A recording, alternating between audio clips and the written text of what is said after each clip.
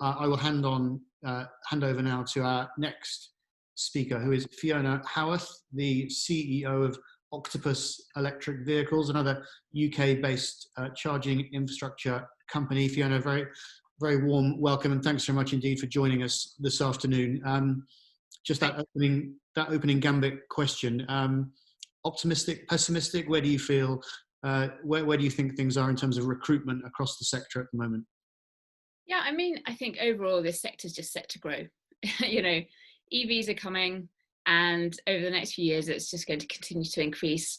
I think it's brilliant to hear from people like Jordan, who are literally going to take on another 50% of their staff over the next year. And I think that's a story across the industry, really. And if you could highlight, say, two or three variables that are really driving that growth, what would you say they are, and how quickly will they filter through to job opportunities, recruitment possibilities? Yeah, I mean, I think what a number of other panelists have already said. So obviously people were becoming more aware of green technology and wanting to be more green. Obviously through COVID, we've all experienced beautiful, cleaner air, which has been wonderful. But also I think articles coming out that are showing that even air pollution, of course, drives sickness and actually leads to premature deaths, but also even more so with COVID. People are becoming more aware of that. But then as Tanya was saying too, the cars are really good. We don't have to, defend EVs. They are just brilliant. So actually people are becoming more and more aware of them. People are really enjoying driving them.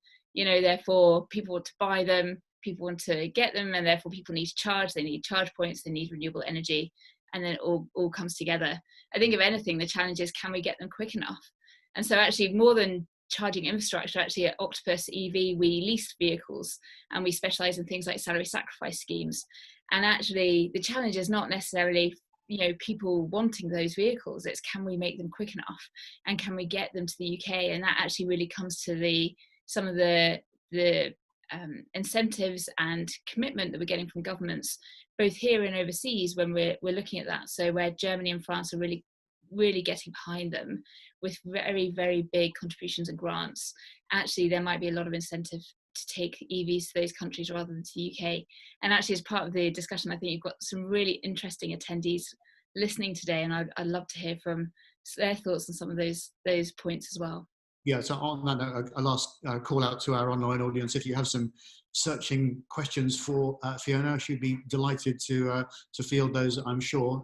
But whilst we wait for those questions to come in, another question from me, which is what techniques have you found useful to support a diverse and balanced workforce over at Octopus? Yeah, well, this kind of ties into some thinking when you asked about the diversity point beforehand. We actually on our leadership team, we have of the 7 of us, there's only actually 1 white male, which is quite unusual, I think, in the sector generally, and when I speak to other colleagues across the industry, and actually even more so in the auto sector. So I think the auto sector is very, very unusual. And then actually more increasingly though, I see in EVs we are more diverse. So actually your panel today is a fantastic example of that, with people like Tanya and Jordan joining, for example, and that's showing some of the diversity coming through. And I think though there's a lot of other things around, people in EV are more tech savvy, so therefore actually being very comfortable, being more flexible, being more agile, and say being agile with flexible hours. So 3 times a week I will finish my working day slightly earlier, I'll spend time with the kids, and then I'll pick up work in the evening. And actually that's available to other members of my workforce too, so that actually that enables them to support a more balanced work-life balance.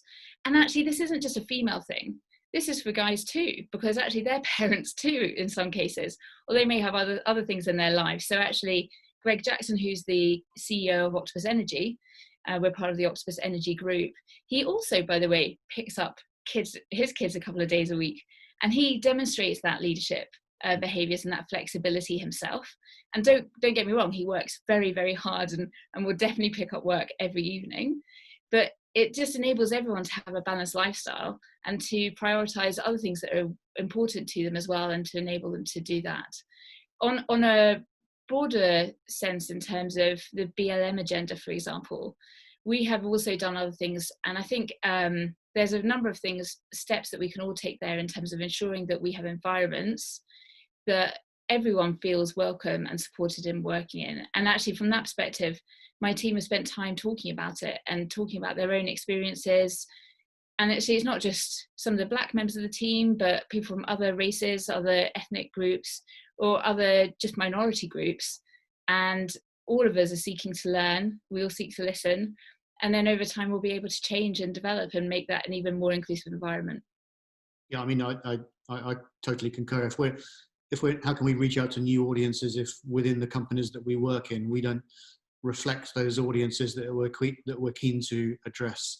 Going back to your point about having a senior leadership team, which is not dominated by middle-aged, middle-class white males, does that filter through in some interesting ways around the way that you work and the way that your recruitment practices, that your marketing communications activity unfolds? I suppose you've had quite a bit of access to some of the marketing team too. I don't know. I think we are obviously operating in a world where our customers are not all white middle class males either. So I guess we are able to talk to different audiences. But as all companies can, I think always with diverse teams, then you're able to have discussions around how people react, how people think. And it comes up with different ideas. You know, we've got a really diverse team, not just the leadership team, but across the group, and it just gives interesting thoughts and ideas. So it's good fun. Very good. Let's do some crystal ball gazing now.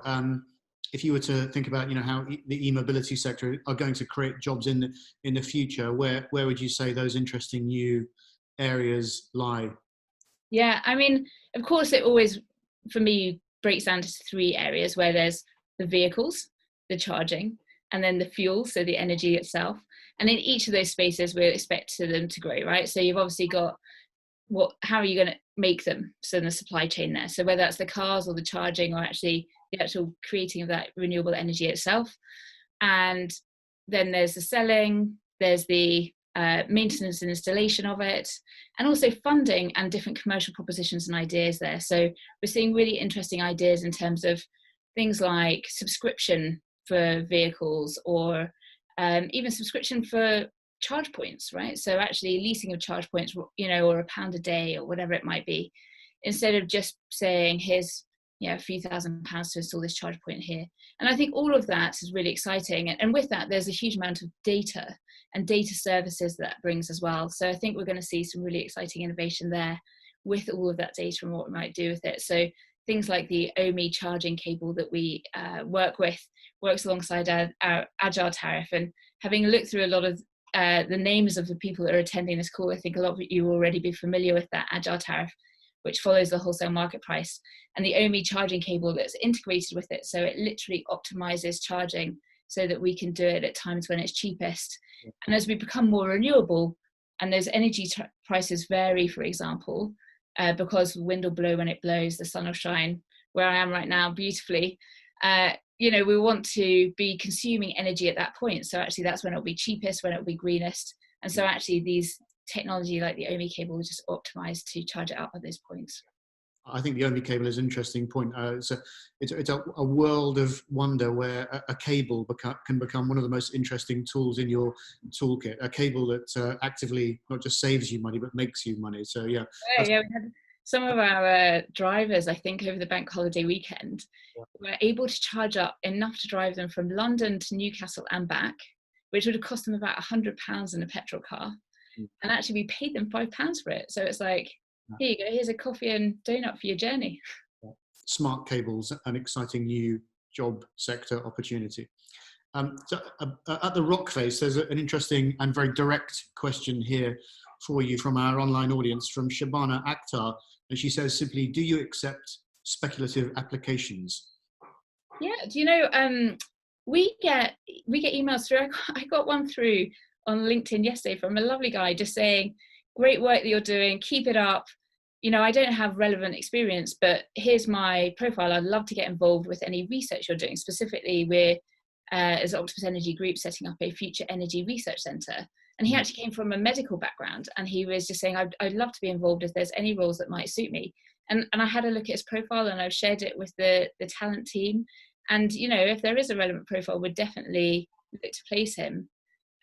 So yeah, I mean, we definitely, I think people that apply directly and show interest and show passion are already separating themselves from the crowd, right? So actually, if I get an interview through and I've been told they've interviewed well and they approached us directly, that speaks volumes to me, because it shows that they've got the relevant skill set and they've shown passion and drive to be here.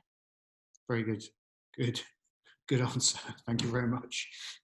Valerie Rinoso asks, what integrated smart home solutions and possible partnerships do you see for smart home batteries in combination with EV homes? Slightly more technical question. Smart home batteries and EVs. Yeah, I mean, there's, interestingly, those two on their own, I think, are slightly distinct, actually.